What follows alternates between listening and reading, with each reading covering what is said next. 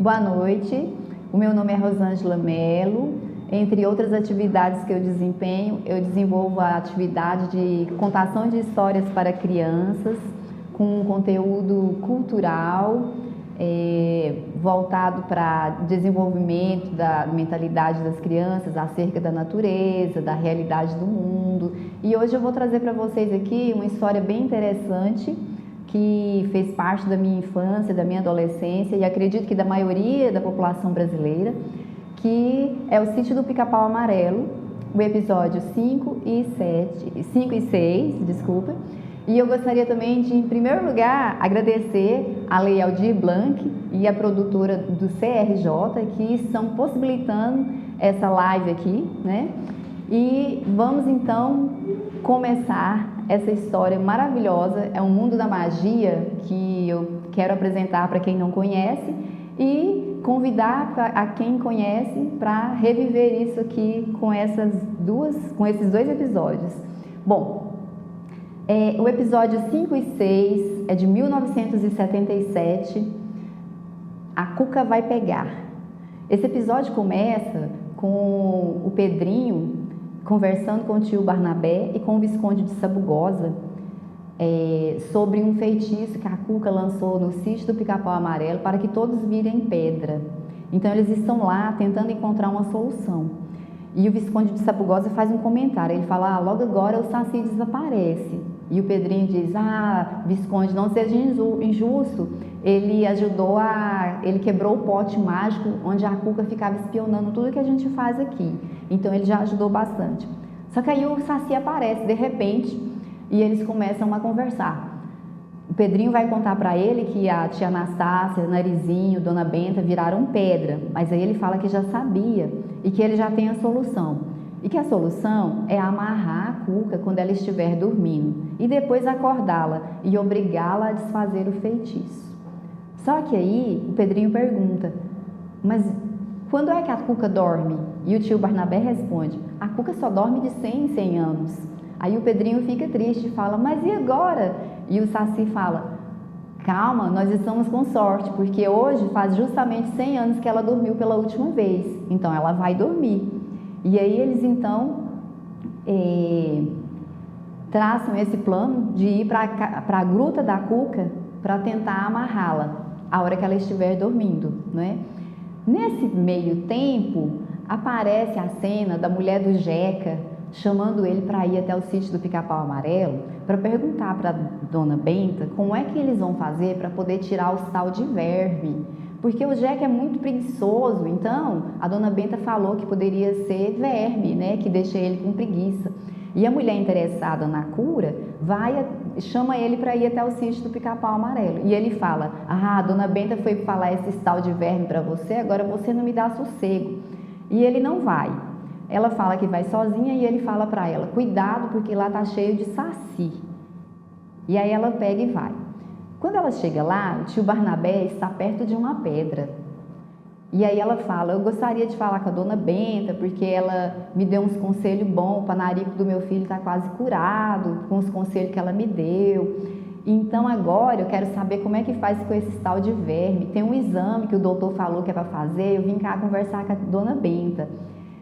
Você pode chamar ela? E aí o tio Barnabé fala, não carece de chamar, ela está bem aí na sua frente.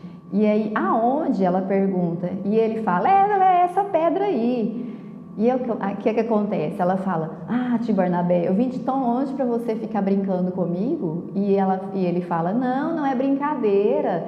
Isso aqui foi a malvadeza da Cuca. Ela jogou um feitiço no sítio para todo mundo virar pedra. E a Dona Benta é essa pedra aqui. E aí ele aponta lá na frente. E a tia Anastácia é aquela outra lá. E a Narizinho também virou pedra.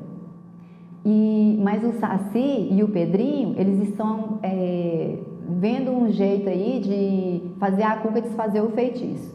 E aí ela pega e vai embora com medo, fazendo o credo, né? Sinal do credo, e vai embora correndo. E nessa hora, a Cuca está morrendo de sono, porque ela não dormia há 100 anos. Então ela está bocejando alto e limpando a gruta e toda hora ela boceja. E aí quando quando a mulher do Jeca, né, aí ela tá lá bocejando e limpando a caverna, ela fala que antes de dormir ela vai limpar a gruta, né, porque senão fica uma indecência, a sujeira, né. E aí a mulher do Jeca chega em casa, ela chega em casa correndo, cansada, e aí fala para ele o caso, né? Conta o caso para ele, que o tio Barnabé falou que a dona Benta virou pedra, que tinha história de Saci e Cuca. Aí o Jeca fala assim, eu falei para você não ir lá, aquele tio Barnabé é um mentiroso, não pode dar bobeira que ele conta uma mentira, e isso é bom para você deixar de ser afoita, de ficar correndo atrás disso. Beleza. Aí, enquanto nisso, lá na gruta, a Cuca com muito sono, o Saci e o Pedrinho estão a caminho com uma corda para poder amarrá-la. E ela dorme, e aí ela fica lá roncando bem alto enquanto o Pedrinho e o Saci estão a caminho. Nesse momento, no reino das águas claras, o príncipe do fundo do mar, ele está lá no seu reino, e aí chega o sapo e conta a notícia que a Narizinho, a Dona Benta, a Emília, todo mundo no sítio estava virando pedra.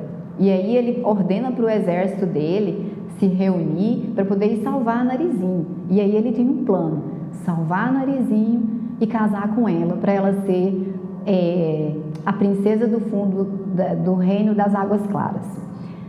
E aí ele fica lá preparando o exército, enquanto nisso, na gruta da Cuca, Pedrinho entra com o Saci e o Saci orienta, não olha para ela com os dois olhos, não pode, porque se você olhar para ela com os dois olhos, você vai virar pedra. E aí ele tampa um olho e fica lá, eles ficam esperando, até que eles chegam na Cuca e começam a amarrar ela, e o Saci joga um pano na cabeça da Cuca, que é para o Pedrinho não olhar para a Cuca com os dois olhos. E aí ele destampa, porque está com um pano na cabeça dela, e ele já pode olhar. Não pode olhar no rosto dela. E aí ele começa a amarrar a Cuca. E enquanto eles amarram a Cuca, ela ronca alto. Nesse momento o jabuti lá na floresta vira pedra. E aí eles vão amarrando a Cuca. E aí o Saci fala, depois que a gente amarrar ela, a gente vai acordar ela, para ela poder desfazer o feitiço. E aí, quando eles terminam de amarrar a Cuca, eles acordam ela, eles jogam um pingo d'água nela, porque a Cuca não gosta de água. Então, eles falam que vão colocar um pingo d'água na cabeça dela, porque aí ela vai acordar. Enquanto esse pingo d'água faz efeito, outras coisas vão acontecendo, né? Lá, o tio Barnabé, com medo de virar pedra, ele corre para dentro da palhoça dele e fica lá, quietinho, pedindo para não virar pedra. Nesse momento, o coronel, o doutor e o Zé Carneiro, eles chegam lá no sítio porque o coronel, ele comprou uma propriedade e ele quer dividir essa propriedade com a Dona Benta. O doutor, que é sobrinho dele, fala que é contra, mas ele fala que ele é compadre dela, então que ele vai dividir o pedaço de terra com ela. E fica lá sentado na pedra, esperando ela aparecer. Enquanto nisso, o Zé Carneiro entra lá na casa do tio Barnabé e vai chamar ele. E aí ele chama, e o tio Barnabé, com medo de ser a Cuca, disfarçando para poder fazer maldade com ele, ele próprio fala, eu não estou aqui. E aí o Zé Carneiro, intrigado com aquilo, fala assim, tio Barnabé, é o Zé Carneiro, sou eu. E aí o tio Barnabé manda ele entrar. Quando ele entra, o tio Barnabé conta o caso para ele, que a Cuca fez com que todos jogou um feitiço no sítio do Pica-Pau Amarelo para todos lá virarem pedra. Nessa hora, o rinoceronte, o porco e o Visconde viram pedra também. E aí o Zé Carneiro sai correndo e vai até onde o coronel está. E o coronel pergunta, você achou a Dona Benta? E ele fala, o senhor está sentado em cima dela. O coronel dá um pulo, levanta da pedra, olha para a pedra e fala, como isso é possível? E o Zé Carneiro explica que o tio Barnabé contou para ele que a Cuca lançou o feitiço e aquela pedra lá era a Dona Benta. O doutor, descrente, fala, isso são crendices, são histórias, são contos, vamos embora, e chama o tio dele para ir embora. O coronel, sem querer ir embora, ainda fica por lá um tempinho, e aí o doutor torna a repetir, são só crendices. E nessa hora, o vento começa bem forte mesmo, chega a fazer um zunido o vento, e o coronel fala, isso é muito estranho, porque não estava esse vento todo, como é possível? Aí o tio Barnabé explica, isso é porque a Cuca deve ter acordado. E aí, voltando para a gruta, a Cuca realmente acordou, e nessa hora, o Saci fala com ela reclama, quem teve a ousadia de me acordar? E aí o Saci pede desculpas e explica para ela que eles foram obrigados a amarrá-la e a acordá-la para que ela desfizesse o feitiço que ela lançou no sítio do Pica-Pau Amarelo. Porque a Dona Benta, a Anastácia e a Nerizinho precisavam voltar a ser gente. E ela fala que não vai desfazer o feitiço. E fica falando, não vou desfazer, só se me soltar. E o Pedrinho fala para o Saci não confiar na Cuca, porque ela é malvada e mentirosa e que ela não vai desfazer o feitiço se desamarrar ela. Mas o Saci fala para ela, então eu vou deixar o pingo d'água pingando na sua cabeça até você resolver nos ajudar. E aí o pingo d'água fica lá pingando na cabeça dela. E aí voltando lá na casa do Jeca, a mulher dele passa com os braços cheios de graveto para fazer um fogo, para fazer uma comida. E aí ela fala para ele, Jeca, já peguei a lenha e você está sentada aí ainda? Aí ele, mas você pegou essa lenha para quê? Aí ela explica, eu peguei a lenha para poder fazer um fogo, para fazer comida, mas não tem nada para pôr na panela. E ele, então, não precisa de você fazer fogo, porque preguiçoso que é, ele não queria ir fazer o fogo. E aí ela fala para ele, pode deixar, eu vou arrancar a mandioca e vou fazer o fogo. Voltando lá para a caverna, para a gruta da Cuca, ela naquela agonia, querendo que solte tire as cordas dela e querendo que solte ela fala que vai ajudar, que ela resolve ajudar, mas ela está agoniada com a água pingando na cabeça dela, porque ela não gosta de água. E aí o Saci fala, você não nos engane, você fale a verdade, o que é que precisa para desfazer o feitiço? E aí ela fala, preciso de um fio de cabelo da Iara. E aí o Saci fala, é isso mesmo? É verdade? Você não está nos enganando? E ela fala, não, precisa do fio de cabelo da Iara, só assim eu poderei desfazer o feitiço. E aí o Saci e o Pedrinho partem então para a cachoeira, para tentar encontrar a Iara. No caminho eles vão conversando e o Saci pergunta para ele, como que você sabe onde encontrar a Iara? E aí o Pedrinho responde, pelos livros de histórias e contos, a gente aprende muita coisa. E a Dona Benta, que era a avó do Pedrinho, contava muita história para eles. Então ele fala que pelos livros se aprende muitas coisas e que ele aprendeu muita coisa sobre a Iara. E aí eles vão para a beirada da cachoeira. Chegando lá, o Saci avisa para o Pedrinho, você não pode olhar para a Iara. Ela fica na água e quando ela quer, ela sobe para a pedra e vai pentear os cabelos. E fica penteando os longos cabelos por um bom tempo, até que depois ela volta para a água. E aí o Pedrinho fala, eu acho que a Iara é parente da sereia, porque a sereia, ela com o canto dela, ela encanta as embarcações e as pessoas vão atrás dela, procurando por ela, e as embarcações acabam se perdendo no meio do mar. Isso já aconteceu muitas vezes. E aí o Saci explica para ele que a Iara é tão bonita, que quem olha para ela fica paralisado, tamanho o encanto da beleza dela. E fala para o Pedrinho, não olha para a Iara, você não pode olhar para a Iara. E aí eles ficam lá na beirada do lago, da cachoeira, aguardando a Iara aparecer, abaixados atrás de uns arbustos. Só que o Pedrinho, com tanta curiosidade, bem na hora que a Iara vai aparecer, ele levanta. E aí a Iara espanta e não aparece. Aí o Saci dá uma bronca nele, fica danado, porque precisa de desfazer o feitiço, e o Pedrinho, bem na hora que a Iara ia aparecer, atrapalhou. E aí eles resolvem voltar lá no sítio, e fazer uma fantasia de disfarce de folhas, para eles se disfarçarem de folhas. E pegam uns pedaços de galha com folhas e fazem lá um apetrecho e voltam para a cachoeira e ficam lá aguardando.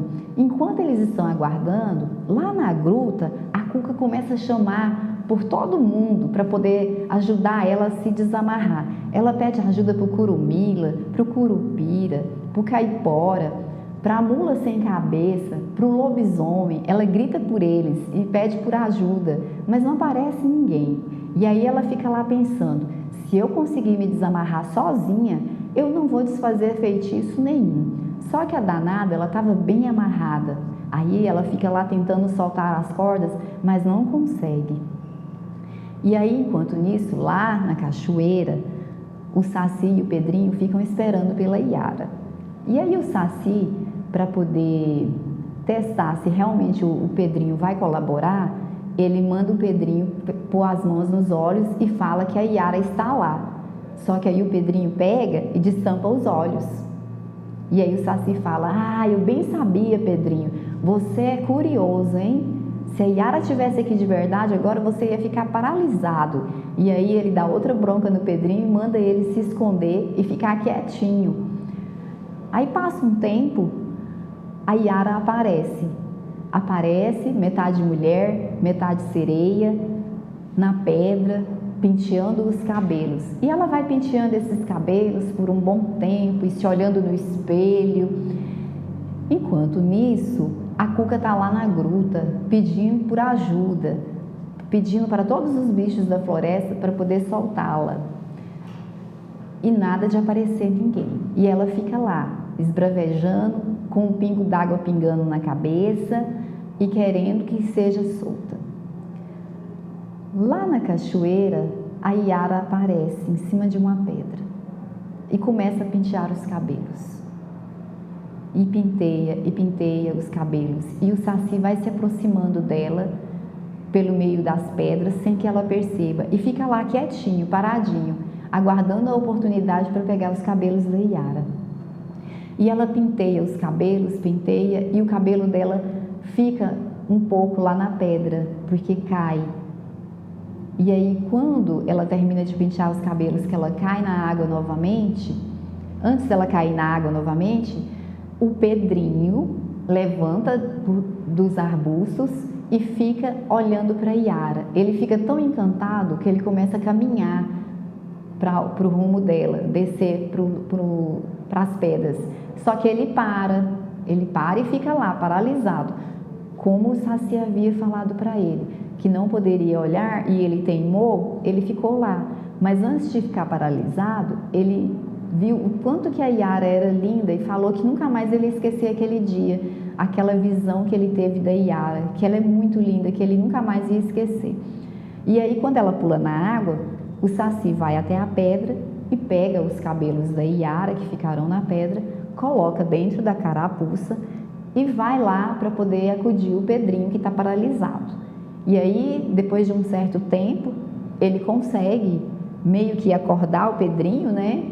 Dessa visão que ele teve, e aí torna a falar para ele, eu não falei para você não olhar para a Iara, que você ia ficar paralisado? E aí eles vão para o sítio do Pica, vão para a gruta, e chegando lá, a Cuca pergunta, vocês conseguiram o fio de cabelo da Iara? E aí eles dizem que sim, e ela pede para ver, eu quero ver. E aí o Pedrinho fala, não mostra, porque ela vai enganar você. E aí o Saci fala, tá na minha carapuça. Aí ela fala, mas não era só isso. Eu falei para vocês só a primeira parte da tarefa. Agora eu vou falar a segunda. Eu preciso de um fio de cabelo da barba do Caipora para poder desfazer o feitiço. Tem que ser um fio de cabelo da Iara e um fio de cabelo da barba do Caipora. E aí o Saci esperto fala, você está mentindo, você está enganando a gente. Fala a verdade, ou eu não vou tirar esse pingo d'água da sua cabeça. E aí ela pega e fala que não era mais preciso outra coisa, era só o fio de cabelo da Iara mesmo. E aí eles vão e tiram o pingo d'água da cabeça dela. E aí ela conta para eles como é que é desfeito o feitiço. E eles vão embora. Eles voltam para o sítio do Pica-Pau Amarelo. Chegando lá, eles encontram o tio Barnabé cuidando da pedra. E aí o tio Barnabé fala: ela contou como que desfaz o feitiço? E o Saci responde: contou sim. E o Pedrinho chegando lá, ele já sai à procura de alguma coisa. E o Saci começa a contar para o tio Barnabé que a Cuca falou que tinha uma flor amarela que nascia lá no sítio do Pica-Pau Amarelo. E que com essa flor poderia ser desfeito o feitiço, que bastava ir despetalando a flor, que cada pétala era uma pessoa que ia voltar a ser gente novamente. E aí o Pedrinho sai procurando essa pedra, enquanto o tio Barnabé a flor, enquanto o tio Barnabé conversa com o Saci. De repente o Pedrinho chega com essa flor, uma flor amarela, e o tio Barnabé fica muito feliz, porque agora o feitiço seria desfeito. E eles se sentam ao lado da pedra da Dona Benta, e aí o Pedrinho vai, tira uma pétala e joga. Mas aí não acontece nada, Dona Benta continua como pedra. Só que lá perto da cachoeira também, a Narizinho estava lá quando ela virou pedra. Então aí ela volta a ser gente e ela fala: nossa, parece que eu dormi um sono profundo. Nossa, a minha avó vai ficar preocupada. Eu acho que tem muito tempo que eu não estou lá. E aí ela vai embora para casa, né? Volta para o sítio, porque a avó dela estaria preocupada, mas ela não sabia nada do que estava acontecendo e também não sabia que ela tinha virado pedra. Tudo bem, então ela voltou a ser gente. Aí lá no sítio, tio Barnabé, Pedrinho, Saci sentados ao lado da pedra, tentando fazer com que o feitiço funcionasse, tiram mais uma pétala da flor e jogam. Só que aí lá na floresta, o jabuti volta a andar. Ele estava petrificado também, então ele volta a ser jabuti. E aí, como ele é o carteiro, ele fica preocupado se as mensagens foram entregues para Emília, porque os besouros deviam ter entregue uma mensagem para Emília. Então, como ele acha também que ele estava dormindo um sono profundo, e ele fala: acho que alguém me acordou, acho que foram os besouros. E aí ele pega e começa a caminhar, né, para poder ir para o sítio do Pica-Pau Amarelo, ver o que estava acontecendo por lá. Ele também não tinha a menor noção que ele tinha virado pedra e depois tinha virado jabuti de novo. Aí o Pedrinho, tio Barnabé e Saci, aguardando que Dona Benta voltasse a ser gente, tiraram mais uma pétala e jogaram. Aí nesse momento, o rinoceronte e o porco voltam a ser normais novamente. Aí vão tirando as pétalas, aí volta a tia Anastácia e volta a Dona Benta. E aí o que acontece? O Visconde de Sabugosa e a Emília continuaram iguais. Mesmo tendo despetalado toda a flor, eles continuaram. O Visconde de Sabugosa continuou sendo um sabugo de milho e a Emília continuou sendo uma boneca de pano. Depois disso, deles voltarem, a Dona Benta e a tia Anastácia e a Narizinho e o Pedrinho começam a conversar, né, dentro de casa. A tia Anastácia está fazendo pipoca para as crianças e a Dona Benta está intrigada com essa história. E o Pedrinho está intrigado por que a Emília e o Visconde não voltaram ao normal. Então ele vai lá para a palhoça do tio Barnabé para poder conversar e o Saci aparece lá, né? E aí eles começam a conversar que vão achar uma solução agora para que a Emília e o Visconde de Sabugosa voltem a ser o que eram antes. E aí ele vai perguntar para o doutor Caranguejo, porque o Caranguejo era um doutor. Ele vai perguntar para o doutor Caranguejo qual é a solução para o problema, né? Como é que a Emília vai voltar a falar, ser espoleta igual ela era, ter as ideias que ela tinha. E o Visconde de Sabugosa também, como que ele vai voltar a ser o intelectual, o inteligente que ele era antes de virar sabugo de milho, né? E a história se passa assim, no sítio do Pica-Pau Amarelo. São diversos personagens que o enredo vai colocando, né? São muitas lendas, muitas mitologias. Lá no fundo do Reino das Águas Claras, o príncipe ficou contrariado porque ele não ia mais poder casar com a Narizinho, porque o plano dele era salvar a Narizinho e casar com ela, então ele não conseguiu esse intento. O exército dele se recusou a ir atrás da Cuca, por 2 motivos. Primeiro, porque eles temiam muito a Cuca, tinham muito medo dela. E segundo, porque eles eram do fundo do mar, eles não podiam sair para a terra para poder ir atrás da Cuca, então não teria como eles ajudarem nessa missão. Então o príncipe contrariado viu o seu plano indo por água abaixo, né? E eles soltaram a Cuca porque ela cumpriu a palavra dela, ela realmente contou a verdade para que o feitiço fosse desfeito, né? E aí a história se desenvolve, né? Com outros personagens que vão aparecendo, a mulher do Jeca tentando fazer com que ele seja um homem mais trabalhador, e aí ele está sempre lá, sentado, sempre enrolando, fazendo um cigarro de palha, né, para poder fumar, e sempre falando que o tio Barnabé é mentiroso.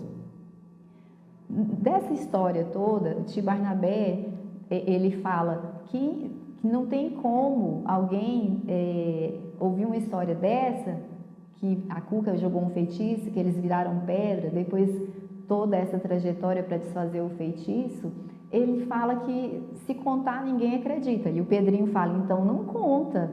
E aí ele fala, mas não tem como não contar. Por quê? Porque o tio Barnabé é um contador de causos, né? Então ele está sempre contando causos para as crianças. E ele fala que mesmo assim ele vai contar. E o Zé Carneiro, medroso que disse que não ia mais nem voltar no sítio, porque se ele visse qualquer coisa lá, de Saci e Cuca, que ele não tinha coragem. Só que aí ele volta lá no sítio e vai conversar com o tio Barnabé e o Saci aparece para ele. Ele quase cai duro de medo, mas depois ele fica bem, né? Ele vê que é realidade, que existe o Saci, então ele passa a acreditar nas histórias ali também. Esse episódio é bem quando vai aparecendo outras pessoas para o enredo, que é o Zé Carneiro, né? Então, assim, é uma história que ela traz também um pouco de informação, porque nessa época, 1977, né, já se usava também as mídias para poder fazer campanha, né, igual como a mulher do Jeca queria fazer com que ele ficasse bom e achava que eram os vermes que poderiam estar causando a preguiça dele. Então ela queria orientação de como fazer o exame para poder ver se era preguiça ou se era doença do Jeca, né? Mas a gente sabe que é preguiça mesmo. E então esse enredo ele traz muito folclore. Nós falamos aqui em um curto espaço de tempo de boitatá, curupira, mula sem cabeça, lobisomem, cuca, saci, né? Então assim, todos esses personagens, todas essas crenças, esse folclore brasileiro, isso é muito rico e a gente não pode deixar perder esse aspecto cultural e até infantil, né, dos nossos contos. Eu convido vocês que se gostaram dessa parte da história, que assistam os próximos capítulos, né, e são todos disponíveis hoje no YouTube.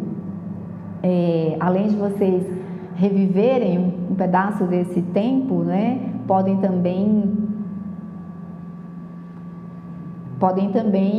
ver, para quem nunca viu, começar a assistir.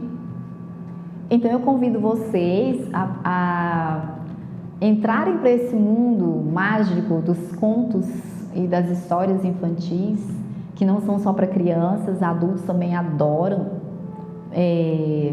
devido à criatividade e as histórias em si, né, que transformam a vida da gente. É muita magia, é muita emoção, é muita aventura para que a gente possa viver e criar momentos e situações muito marcantes nas nossas vidas, na vida das nossas famílias, dos nossos amigos.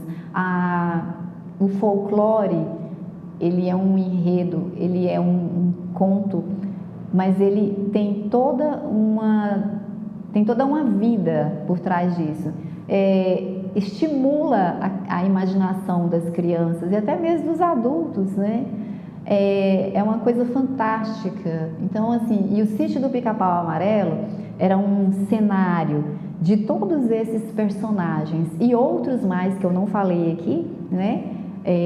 Tinha um aspecto interessante lá, que era o Pirlim Pim Pim, que a Emília descobriu isso através de um episódio também. Em um episódio, ela descobriu o Pirlim Pim Pim, que era quando eles conseguiam se teletransportar para outro lugar. Era só falar Pirlim Pim Pim, fechar os olhos e aparecia naquele outro lugar onde eles queriam aparecer. E então, assim, esses contos, eles trazem, assim, uma magia, né, uma vontade de participar daquilo ali. O Sítio do Pica-Pau Amarelo, ele é um convite para essa magia, para esse mundo mágico. Hoje ele ainda existe, não tem mais nenhuma gravação feita nele. Depois do primeiro episódio, digamos assim, com os primeiros personagens, né? Porque depois ele foi regravado com outros personagens, as mesmas histórias, com outros personagens, mas assim, a primeira gravação mesmo, a original dos primeiros personagens, foi bem marcante, porque foi a apresentação desse mundo mágico e daquele espaço, daquele cenário maravilhoso, onde todas essas criaturas, né, elas conviviam entre si. A mais malvada mesmo era a Cuca, porque ela vivia querendo fazer maldade com todos, e ela não deixou de perseguir. Em todos os episódios aparecia ela sempre fazendo uma traquinagem, uma maldade, e os Pedrinho, Saci, Narizinho, Emília sempre também tentando revidar de alguma forma, fazendo alguma coisa com ela. Então, assim, o enredo vai se fazendo, né? A história vai se criando e outras coisas vão acontecendo justamente pela magia e imaginação de Pedrinho, Narizinho, Emília, o Visconde de Sabugosa, com toda a sua inteligência. Ele era muito culto, então eles precisavam sempre das ideias dele para alguma coisa. Tio Barnabé com seus causos. Então continua aquela história ali dentro do Sítio do Pica-Pau Amarelo e continua nas nossas imaginações. Quem viveu aquela época lá e assistiu aos episódios originais, acredito que nunca vai esquecer daquela magia lá. Vieram os outros episódios que também eram mágicos, maravilhosos, mas a impressão que dá é que, por ser mais antigo aqueles episódios ali e por serem os primeiros, ficaram bem marcantes. Então é isso, a cultura e o folclore brasileiro, pela riqueza que apresenta, a gente precisa de perpetuar isso, precisa de preservar isso. Eu não trabalho só com contação de histórias, eu tenho outras atividades que eu desenvolvo. Porém, a contação de histórias é uma parte que eu desenvolvo muito com crianças, porque estimula o pensamento, a imaginação, a criatividade, e também a gente pode estar trabalhando os valores morais e culturais dentro de um aspecto sociológico, histórico, por meio dos contos infantis. Por exemplo, no episódio que eu narrei, quando o Visconde de Sabugosa fala, justo agora o Saci desaparece, e o Pedrinho fala para ele não ser injusto com ele, porque ele quebrou o pote mágico por onde a Cuca via tudo que acontecia lá no sítio, porque ela tinha um pote, né, que ela via tudo que estava acontecendo no sítio. Então, tudo que os meninos faziam, ela ficava vendo, assistindo ali pelo pote mágico e preparando as maldades dela, né? Então, aí o Saci quebrou esse pote. E aí o Pedrinho fala, não seja injusto, ele quebrou o pote que a Xuxa, que a Cuca via, o que a gente fazia aqui. Então, assim, é um princípio, né? Ele teve uma noção de que o Saci ajudou muito. Então, assim, já eram valores que iam sendo colocados, né, a partir da história. Quando o Saci pergunta para ele como é que ele sabe tanto sobre a Yara, e ele fala que é pelos livros e pelas histórias da Dona Benta. Então, assim, quando você conta uma história, você leva uma informação, você conta um fato e aquilo ali a pessoa absorve.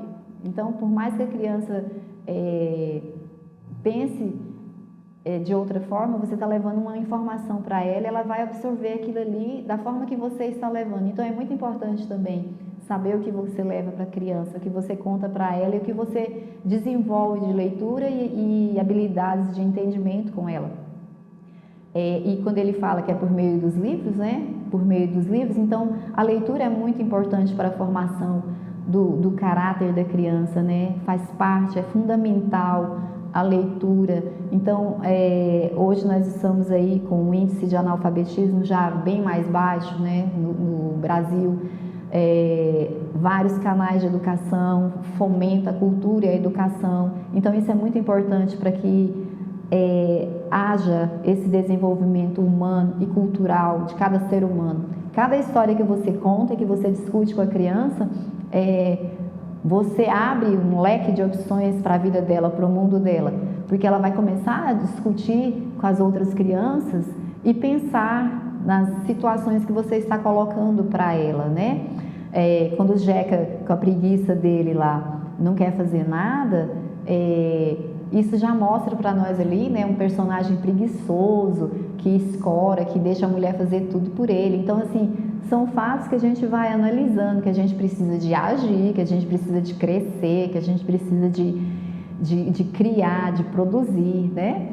Então, essas histórias do Sítio do Pica-Pau Amarelo, nessas histórias, nós podemos encontrar tudo isso e muito mais para poder levar até a criança aspectos da vida real, né? Que apesar de serem contos, a gente pode levar para elas aspectos da vida real, onde elas vão ali pensar, analisar situações e absorver alguns conhecimentos, né? Acerca dessas histórias. E eu gostaria também de, mais uma vez, agradecer aqui a Lei Aldir Blanc, que é uma lei de incentivo à cultura. Graças a essa lei, muitos artistas, eu não vou me dizer artista, né? Eu sou só uma contadora de história, mas por meio dessa lei, a possibilidade de que artistas trabalhem com os seus públicos na cultura, na música, na dança, na literatura, é um valor inestimável. É uma possibilidade que talvez, se não existisse a lei Aldir Blanc, alguns artistas talvez nem sobreviveriam da arte que executam, porque precisa de ter um incentivo para isso. A gente precisa de sentar, precisa de analisar o que vai fazer, precisa de um projeto, precisa de um plano, né? Não é só você chegar e ir fazendo as coisas, precisa de ter um objetivo aquilo ali, né? Então, a Lei Aldir Blanc, ela possibilita o artista fazer isso. Ele apresenta o projeto dele, ele desenvolve esse projeto dele e ele continua desenvolvendo outros projetos, porque tem o incentivo à cultura. Então, hoje no Brasil, é muito importante esse incentivo para a cultura, para que a gente desenvolva essas artes e essas habilidades com as crianças em qualquer área, em qualquer espaço cultural que a gente possa chegar e desenvolver um projeto. A gente está levando conhecimento, crescimento, não só para aquele espaço, mas para toda a humanidade, porque a gente não sabe quem vai ser aquela criança amanhã, o que ela vai fazer, que tipo de projeto ela quer desenvolver, que tipo de objetivo ela tem. Então, assim, é realmente um agradecimento em especial à Lei Aldir Blanc. E a produtora do CRJ, que também faz parte de toda essa dinâmica, né, de auxiliar o artista a desenvolver os seus projetos, a elaborar seus projetos, a ir atrás desses benefícios que a Lei Aldir Blanc traz. Então, tudo isso é muito rico, é um conjunto de valores que caminham associados, porque um completa o outro. E eu gostaria aqui de deixar o meu agradecimento, mais uma vez, e convidá-los mais uma vez também a curtir, compartilhar essa live e assistam o Sítio do Pica-Pau Amarelo. desde o primeiro capítulo, desde o primeiro episódio, que vocês vão mergulhar num mundo mágico de aventuras, conhecimento, cultura e tudo mais de bom que a magia possa oferecer. Voltando lá no sítio do Pica-Pau Amarelo, tem o episódio que eles ficam sabendo que tem saci lá no sítio. E aí o tio Barnabé vai e explica como é que faz para poder pegar o saci. Tio Barnabé era um contador nato de causos, né? Então ele aflorava a mente das crianças com os causos que ele contava para elas. Eles se reuniam lá na palhoça dele e ficavam ouvindo os causos que ele contava. Tia Anastácia na cozinha, fazendo as quitandas, porque ela, prendada que só ela, fazia uma alimentação saudável para as crianças. Isso também já era tratado nos episódios, né, como um incentivo para as crianças se alimentarem bem, comerem na hora certa.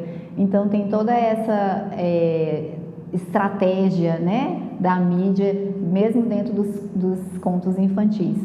Então, assim, eles estavam sempre comendo alguma coisa gostosa, tia Anastácia estava sempre cozinhando, tio Barnabé estava sempre contando um caos, e tinha as tardes que a dona Benta pegava algum livro e todos se sentavam à volta dela para ouvir as histórias que ela contava.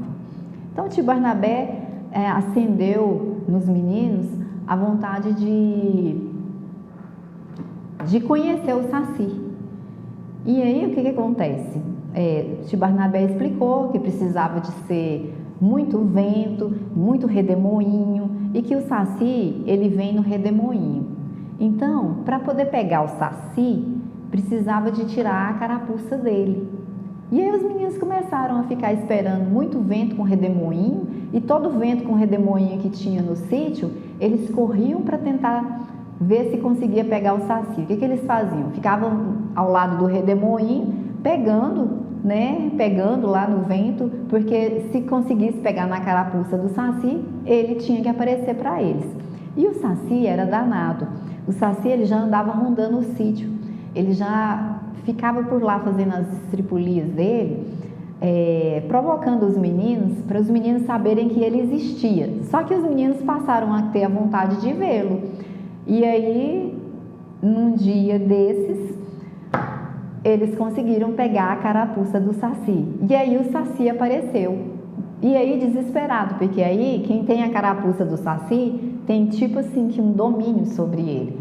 E os meninos sabiam disso, porque o tio Barnabé tinha contado que quem pegasse a carapuça do saci ficava não com domínio, né, assim, né, mas conseguia ver ele. E o saci apareceu. E o Pedrinho, com a carapuça dele na mão, todos assim ficaram maravilhados com o saci e ao mesmo tempo espantados, né, com medo, um pouco de medo, porque não sabia o que ele fazia, mas ele era só um brincalhão. Ele tem um cachimbo, né, e aí ele, fumando esse cachimbo dele, pulando de uma perna só, acabou que tornou-se grande amigo dos meninos, do Pedrinho, da Narizinho, da Emília, do Visconde, e começou a fazer parte da rotina de vida deles, né? Então, devolveram para ele a carapuça, para ele seguir o caminho dele, mas ele morava lá pelo sítio mesmo. Então, cada redemoinho que tinha, né, cada ventania que tinha, o saci aparecia, compartilhava um pouco do tempo dele com as crianças. Muita gente que tinha medo dele, não queria nem ver ele, né? Igual o Zé Carneiro, que morria de medo dele, mas acabou que um dia ele apareceu para o Zé Carneiro, e aí todo mundo foi se habituando com a presença do saci no sítio do Pica-Pau Amarelo, até mesmo as outras criaturas, né? E ele sempre ajudava as crianças. Qualquer dificuldade, qualquer estripulia que eles queriam fazer, o saci estava ali junto, auxiliando e compartilhando também das aventuras, né, que foram vividas ali. Em cada episódio tinha uma aventura especial para ser vivida, e o saci, ele fazia parte de tudo isso. Então, a presença do saci no sítio do Pica-Pau Amarelo era marcante, era constante, assim como a Cuca, que só trabalhava para poder fazer maldade. Então, ela estava sempre espionando Pedrinho, Narizinho, Emília, para ver o que eles estavam fazendo para ela poder fazer alguma maldade contra eles. Mas aí o Saci estava sempre por ali ajudando os meninos a lutar contra a maldade da Cuca, né? Ele chamava ela de danada, que a Cuca era danada, só fazia maldade. Então, é um tempo mágico, um tempo maravilhoso de ser vivido ali dentro daquela magia do sítio do Pica-Pau Amarelo, onde os enredos vão se entrelaçando com Boitatá, Curupira, Mula Sem Cabeça, Lobisomem, as fadas, o Reino das Águas Claras, que era no fundo do mar, né? Então, todas essas histórias vão se entrelaçando e vão construindo esse mundo mágico onde as crianças crescem sabendo que existe bondade, que existe aventura, que existe liberdade, que existe respeito dentro desse contexto, dessa magia, né? Então tem também um outro personagem que era muito interessante no sítio do Pica-Pau Amarelo, que era o Jabuti. Ele era o carteiro. Então, e as músicas também, o enredo que tratava desses personagens, muito interessantes. Ele era o Jabutigrama. Então ele andava sempre pela floresta, muito lentamente, sem a menor pressa, para entregar as cartas que tinham que chegar com urgência. E aí ele, naquela calma toda, sempre andando pela floresta, com a carapaça dele, né, nas costas, andando e com a mochilinha de cartas para poder entregar. Ele sempre ia levar cartas para Emília. Emília era danada, era inteligente, vivia aprontando alguma estripulia, e sempre ela recebia uma carta. Virava e mexia, ela recebia uma carta, né? Então tem esse personagem também que era muito interessante. E aí começam a aparecer também as fadas, né? Então tem a fada do Pirlim Pimpim, que eu já falei sobre o Pirlim Pimpim, que foi quando a Emília, a Narizinho e o Pedrinho descobriram que era só falar Pirlim Pimpim que podiam se transportar para outro lugar.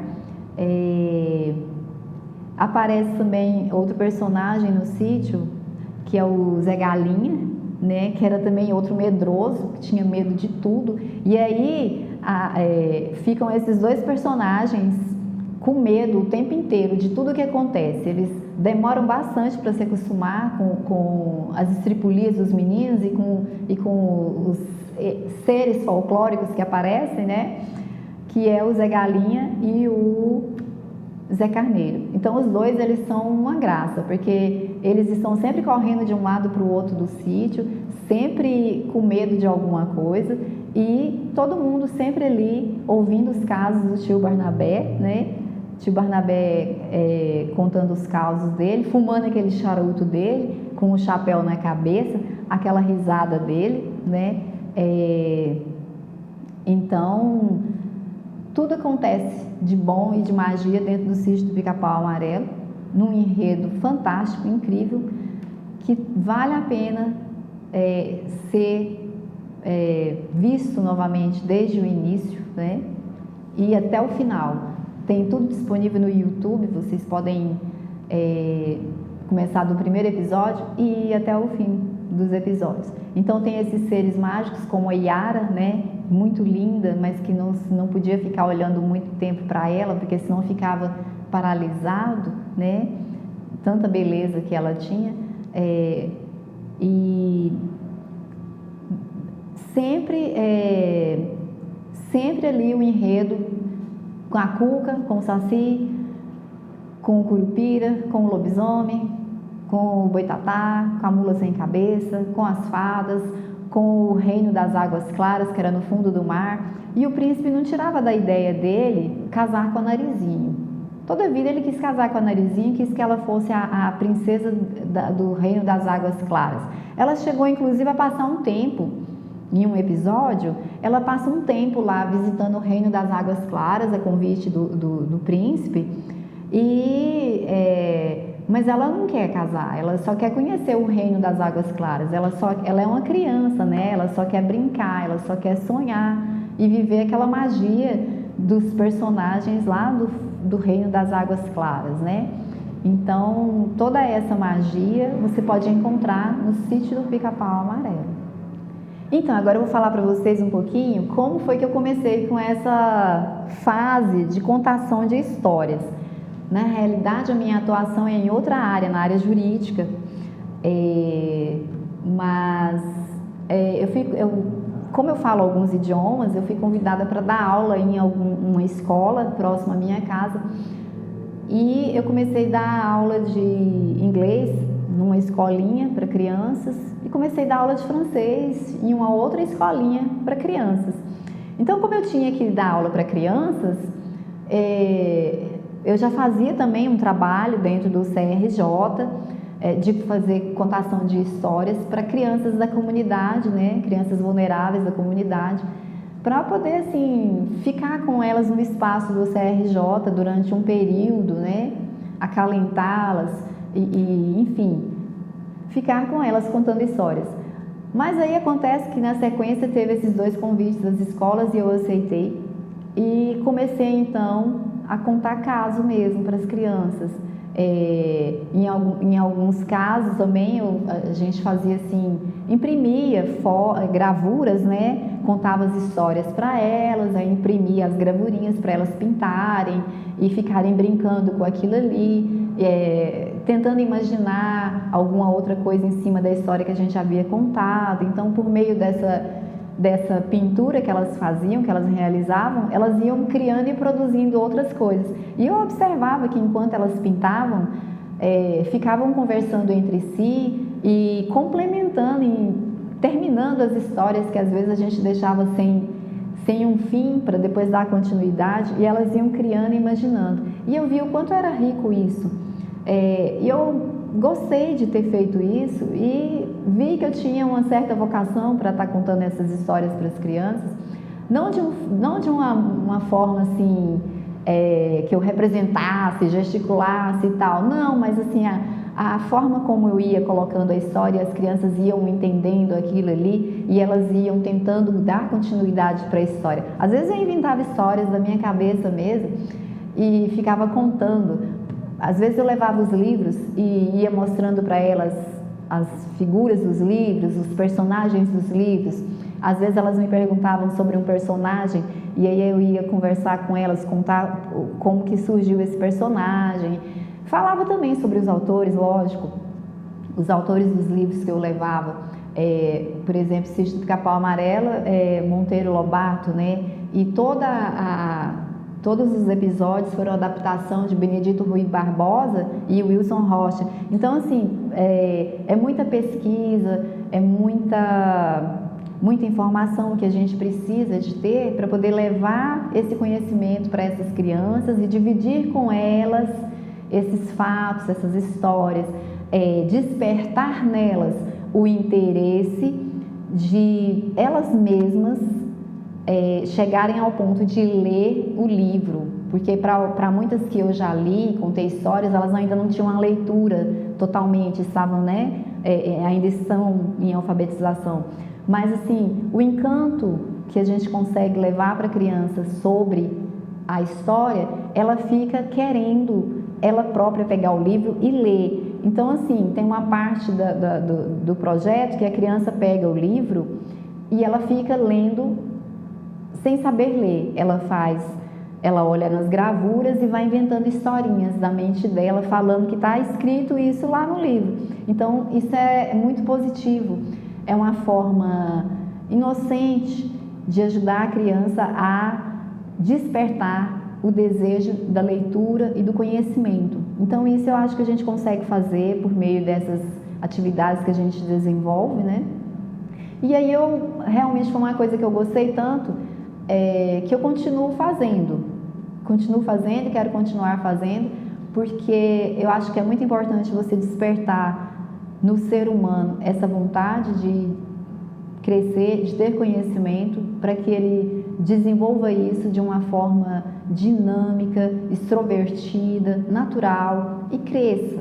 E ajude outras pessoas também a desenvolverem a leitura, o interesse pelas artes e pela cultura e de uma forma geral, auxiliar quem precisar. Então, porque o conhecimento é isso. Cada vez que você adquire conhecimento, você adquire uma nova maneira de lidar com esse conhecimento e expandi-lo e compartilhá-lo com outras pessoas. E eu só tenho a agradecer vocês por terem participado assistindo essa live.